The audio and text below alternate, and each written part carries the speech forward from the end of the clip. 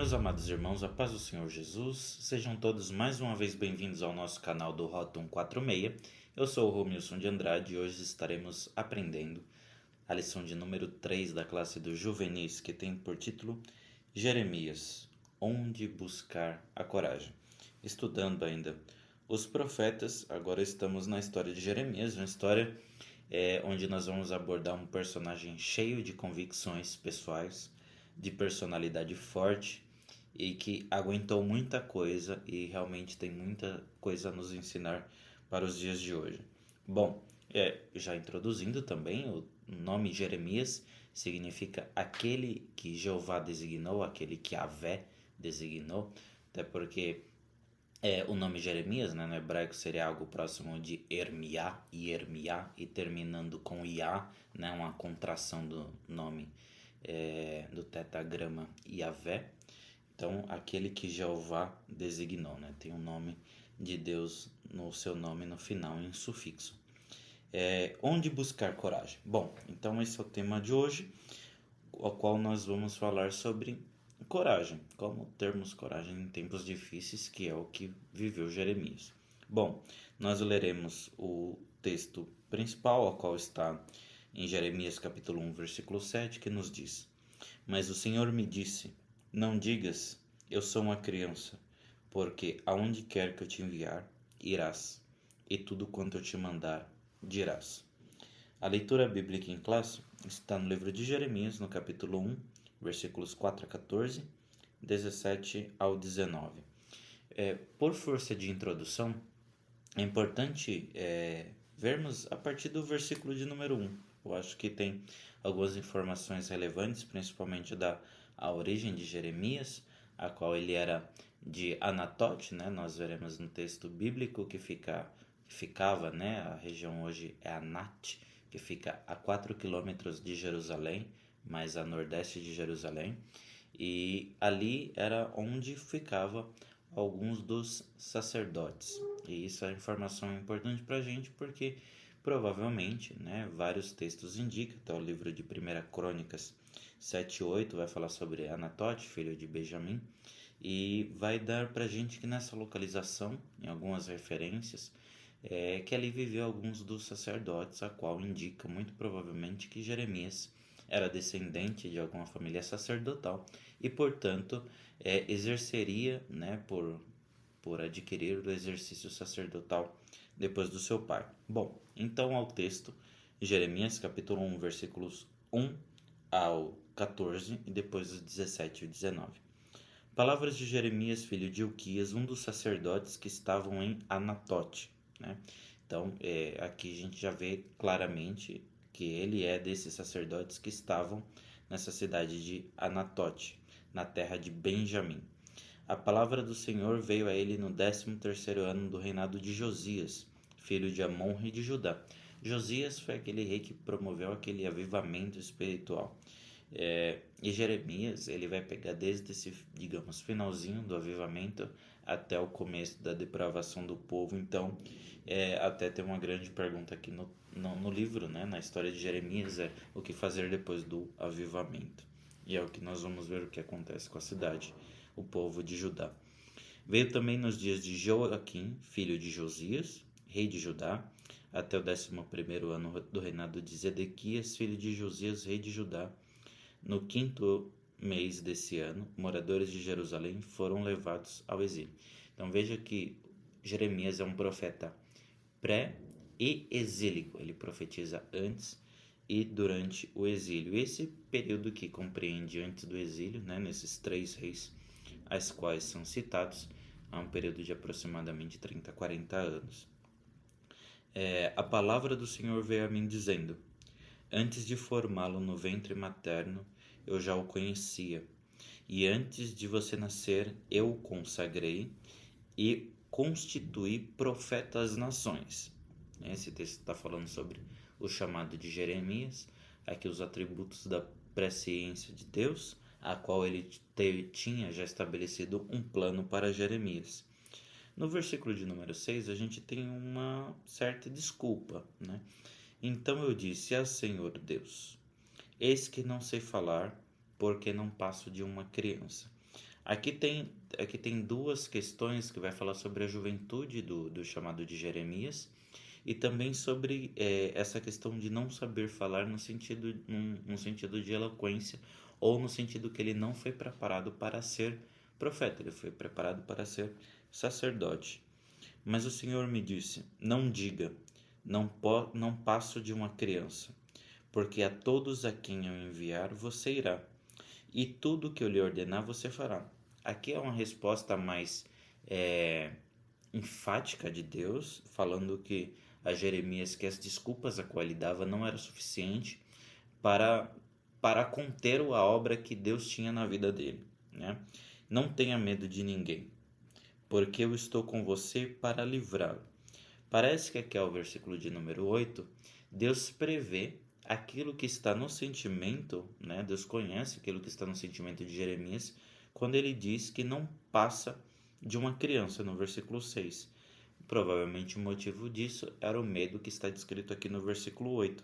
Não tenha medo de ninguém, porque eu estou com você para livrá-lo, diz o Senhor. Depois o Senhor estendeu a mão e tocou a minha boca, e o Senhor me disse: eis que ponho as minhas palavras na tua boca. Veja, hoje eu constituo sobre as nações e sobre os reinos para arrancar e derrubar, para destruir e arruinar, e também para edificar e para plantar. Veja que aqui tem um contraste extremamente interessante e até é muito bom de a gente analisar esse aspecto, que antes, no verso de número 5, Deus está dizendo: antes de formá-lo eu já te conhecia, e antes de você nascer eu já te consagrei e te constituí profeta às nações.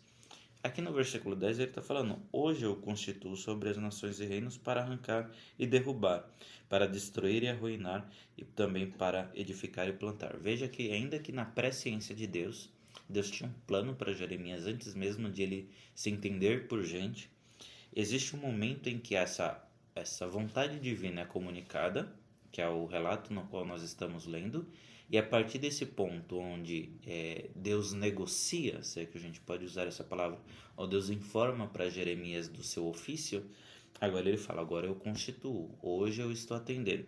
Então, algo que acontece no tempo de Deus, em sua presciência, se é que a gente pode chamar de tempo de Deus alguma coisa, porque para Deus não existe tempo algum, Deus é um temporal e fora do tempo, mas ele participa aqui de uma forma imanente na vida de Jeremias, no verso de número 10. Hoje eu te constituo.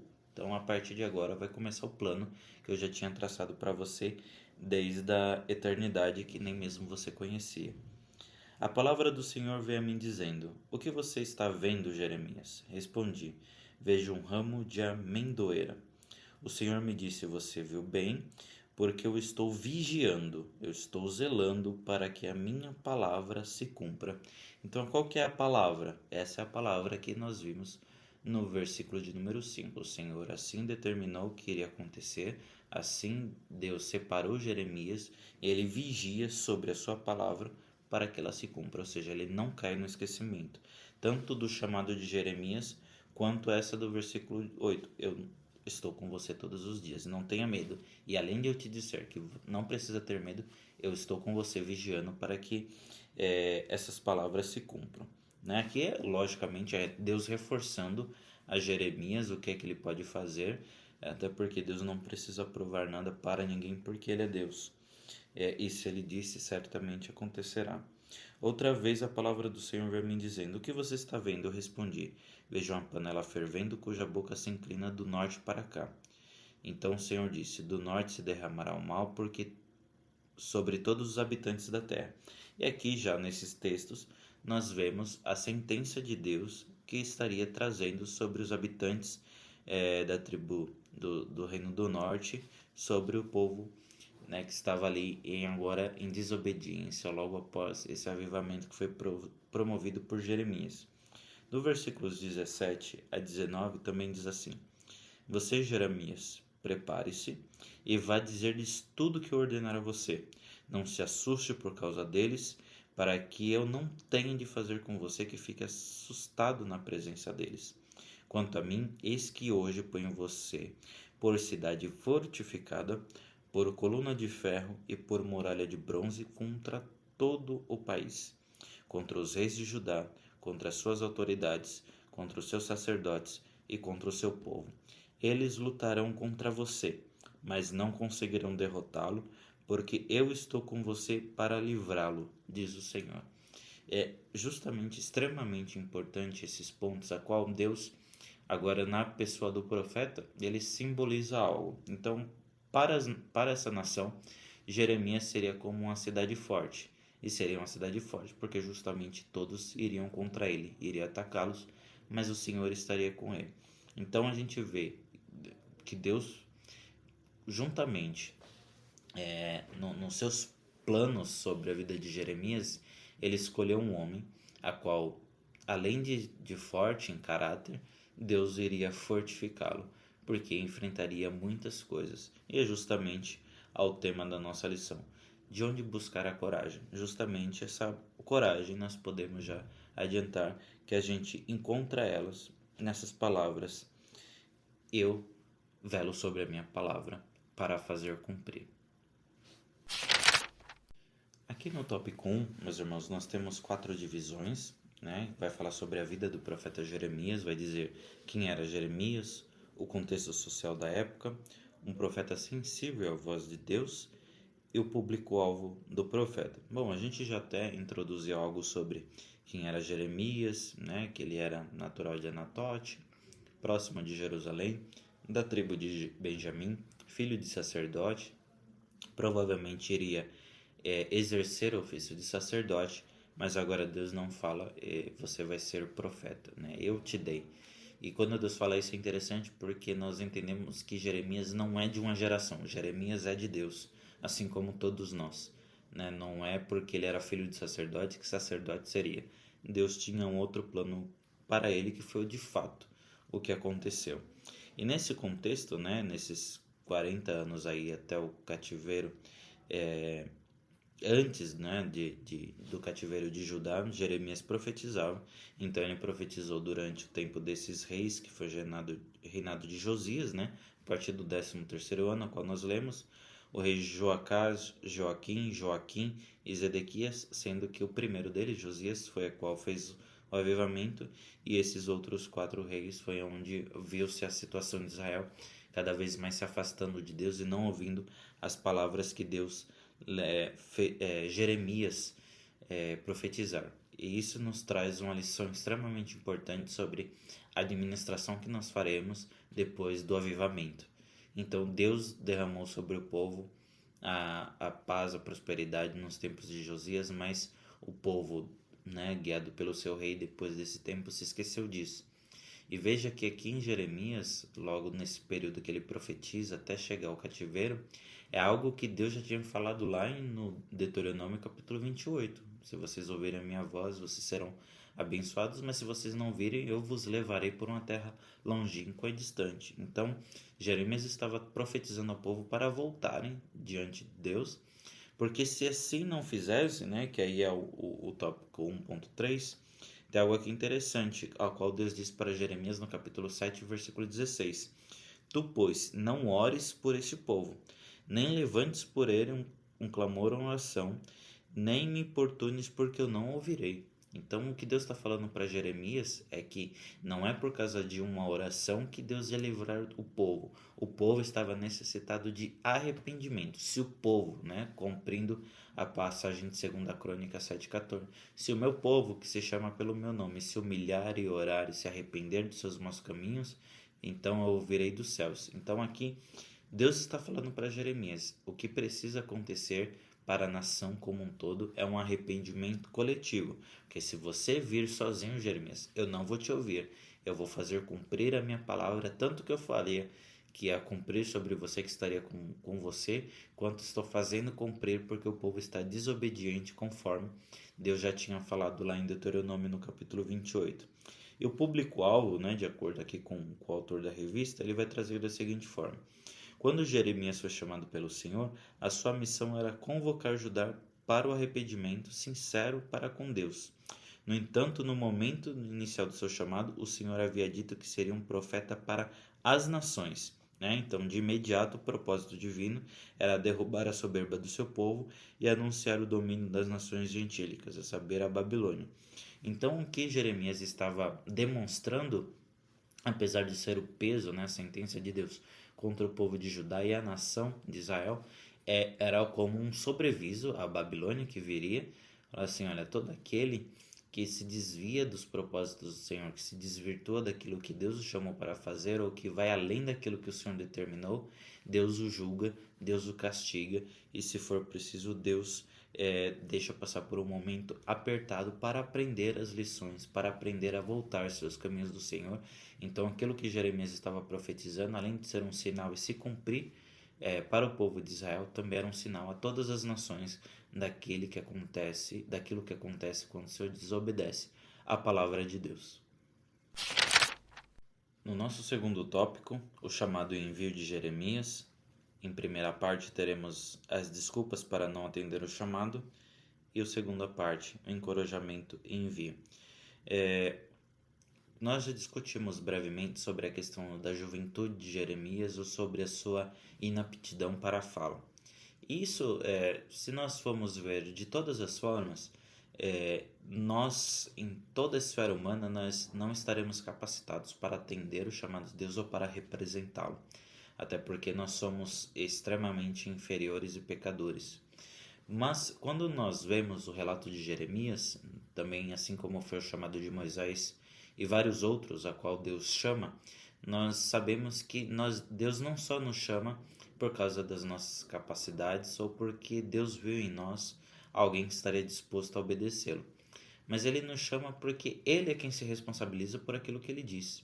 Então, quando ele fala para Jeremias, quando ele repreende Jeremias e fala: olha, não diga que eu sou uma criança, né? Porque para onde eu te mandar você irá e o que eu te mandar falar você dirá. Então, assim, Jeremias, independente da sua capacidade, independente daquilo que você pode fazer, independente daquilo que você sabe ou não, né? Quem está chamando se responsabiliza por isso. Ele é Deus, ele faz e pode todas as coisas. Assim como Moisés disse para Deus: eu sou um homem pesado de língua. E Deus pergunta a Moisés: Moisés, não foi eu que fiz a boca do que fala e do que não fala? Não é Deus que faz todas essas coisas? Veja que Deus não precisa usar essas pessoas, mas Deus quer. Deus quer se relacionar, que é o propósito de Deus desde quando ele criou toda a humanidade. É um homem que andasse em seus caminhos perfeito e que obedecesse à voz do seu Senhor, que cumprisse o seu chamado. Então, essas desculpas para atender o chamado, nenhuma das desculpas que nós apresentarmos a Deus, elas são suficientes. Nenhuma delas. Quando Deus vê algo em nós, quando Deus, pela sua infinita misericórdia, ele vê algo em nós, no sentido de querer nos usar, não por nós mesmos, mas parece que ele vê em nós a sua própria graça, e ele nos chama para atender algo que é seu, e inclusive nós somos dele, não é pela nossa bondade ou habilidade, não é porque ele simplesmente quer se relacionar e pela sua graça ele conta conosco, né? Não que ele precise, mas ele quer. É completamente diferente. E o engajamento e envio, né? Apesar das limitações humanas de Jeremias, o Senhor o encorajou. Ele falou: Jeremias, o que você está vendo? Estou vendo uma vara de amendoeira. Assim, então eu estou velando. Eu falei para você, pode deixar que eu estou observando para que isso se cumpra, né? E além de Deus falar para Jeremias o que ele esperava de Jeremias, ele já deu, né, os oráculos, aquilo que iria acontecer, que viria do Império do Norte, essa destruição. Então Deus foi antecipando a Jeremias aquilo que ele iria fazer. Se bem que a gente vê no encaminhamento da história de Jeremias um pouco mais à frente, Jeremias decepcionado, Jeremias triste, falando para Deus: você foi para mim, tu foste para mim como um ribeiro ilusório, né? Então demonstra que Jeremias podia até estar empolgado ao início da chamada, mas ao meio ele se sentiu decepcionado porque ele não entendeu que o fato de Deus estar com ele não significava que ele não passaria por provações, que ele não passaria por lutas, que ele não passaria por cisternas, nem mesmo tentativas de assassinato contra a tua vida. O que Deus disse foi que ele estaria com Jeremias e ele iria livrá-lo, livrar no sentido não livrar da perseguição, mas livrar do resultado, né, da onde o povo queria alcançar-lhe ao tocar a sua vida, onde Deus não permitiu. Então é importante nós entendermos que Deus, ele sempre estará conosco, e apesar de nós não entendermos como funciona, né, o movimento de Deus em favor da nossa vida, não quer dizer que ele esteja parado. Então a lição de Jeremias, a lição da vida de Jeremias, o seu chamado envio, é para que nós entendemos que nós não temos desculpas, porque é Deus quem faz tudo em nós. Nós só devemos aceitar e nos dobrar diante dele, é esse ponto, porque ele é Deus, e nós também devemos estar certos que quem nos chamou nos encoraja e nos envia, e ele não nos abandona, assim como Davi abandonou Urias na frente da guerra, mas ele está lá conosco, lutando à frente das nossas batalhas conosco. Por fim, no nosso terceiro tópico, nós temos as condições de Judá. O que motivou então essas profecias de Jeremias sobre essa vinda do cativeiro, essa vinda do juízo de Deus para o povo de Judá, e que eles deveriam se arrepender. Como é que estava a condição do povo? Nós temos aqui relatados a questão de idolatria e imoralidade, a mentira e o desprezo da palavra de Deus e uma convocação ao arrependimento. Bom, a gente poderia, se a gente fosse colocar em ordem, a gente poderia até inverter que o desprezo à palavra de Deus, né, consequentemente traria a idolatria ou a imoralidade, e sendo a idolatria e a imoralidade já concomitante um desprezo à palavra de Deus. Desse modo, toda vez que a gente se afasta da palavra de Deus, né, ninguém fica com uma lacuna no coração em relação daquilo que vai buscar, né? Quando se não tem Deus como centro da sua vida, tudo pode ser o centro. Quando não se acredita em Deus, não é que a pessoa deixa de acreditar, fica um vazio, mas ela passa a acreditar em qualquer coisa, né? Chesterton já dizia isso. Desse modo, quando nós tiramos Deus, quando nós tiramos a palavra de Deus do centro do nosso coração, quando nós deixamos o avivamento ir embora, tudo pode ocupar o nosso coração. Nós podemos nos ocupar de nós mesmos, nós podemos nos ocupar de coisas completamente triviais, de coisas completamente passageiras, de coisas que não trarão resultado ou benefício espiritual algum para as nossas vidas. Então muitas coisas podem encher as nossas vidas, mas nós estaremos completamente vazios, até porque Deus é o único e é suficientemente um ser por completo para encher e preencher a nossa vida e nos dar significado, que é o que o povo perdeu quando estava voltando à idolatria. Então esse período de idolatria e imoralidade, a qual diz o autor aqui, ele vai trazer assim para a gente: dentre as abominações praticadas estavam a profanação do templo, né? Lembrando que profano é tratar as coisas santas de qualquer jeito, então o templo era um lugar santificado a Deus, estava sendo tratado de qualquer jeito, muito semelhante ao que Deus relata também a Ezequiel, né, em continuidade disso. Ezequiel, veja aí o que está por trás das paredes. E quando Ezequiel tira, né, vê os buracos pela parede, tem toda a imagem de répteis e imundícies dentro do templo. Estavam profanando o templo. Sacrifícios humanos oferecidos a Moloque é uma coisa que é uma abominação de gênero assim grotesco, no qual os homens estavam dados realmente às obras de Satanás, oferecendo sacrifícios humanos a Moloque, né, que colocava-se as mãos, era como um grande forno, e a pessoa o sacrifício humano era assim assado, né? Hoje até inclusive isso continua com aquelas pessoas que fazem, com as mães que fazem do seu ventre um altar a Moloque quando abortam, por exemplo. Isso estava já mostrando a idolatria, a imoralidade, coisas imorais, coisas que Deus não permitia, coisa que Deus abominava de todas as maneiras. E esse declínio espiritual alcançou tal nível que o povo já não servia a Deus nem discernia tamanhas malignidades.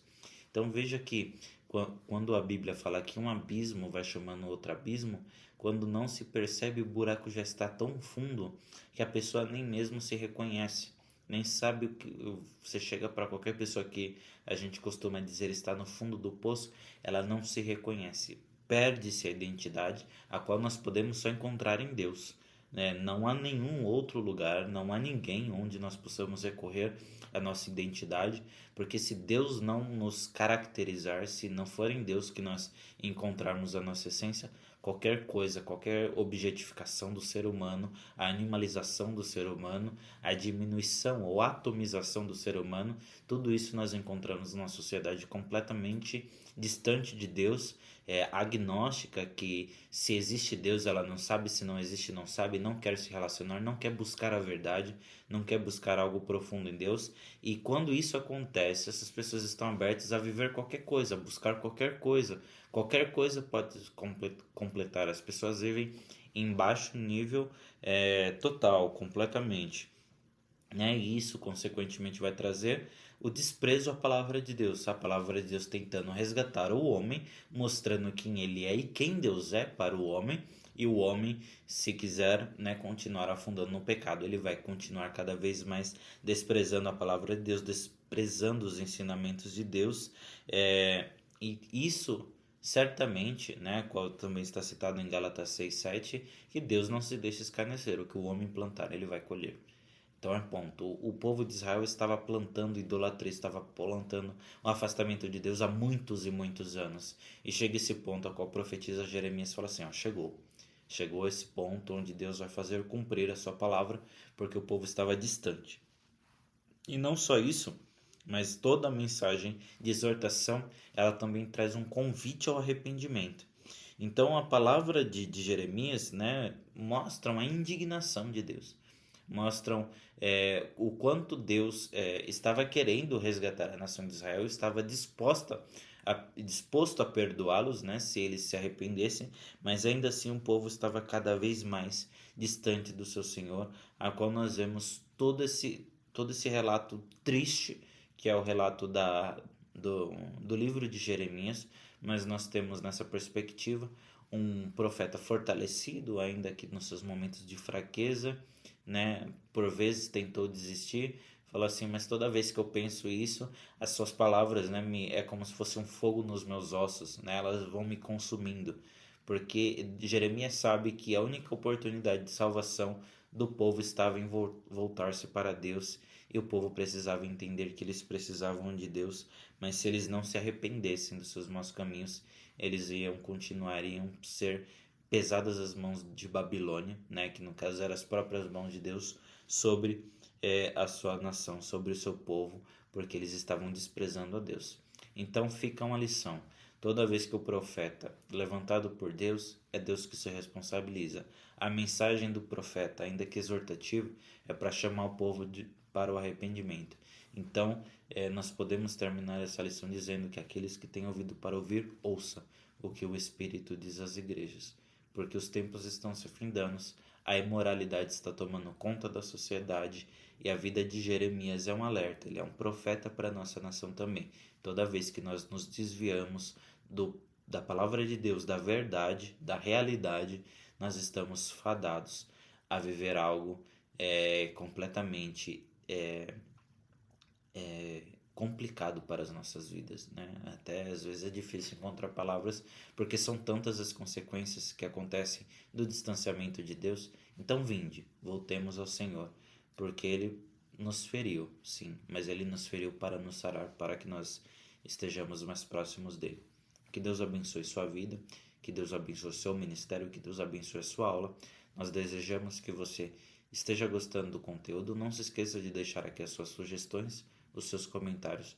Nós aguardamos vocês. E eu só fazer um adendo.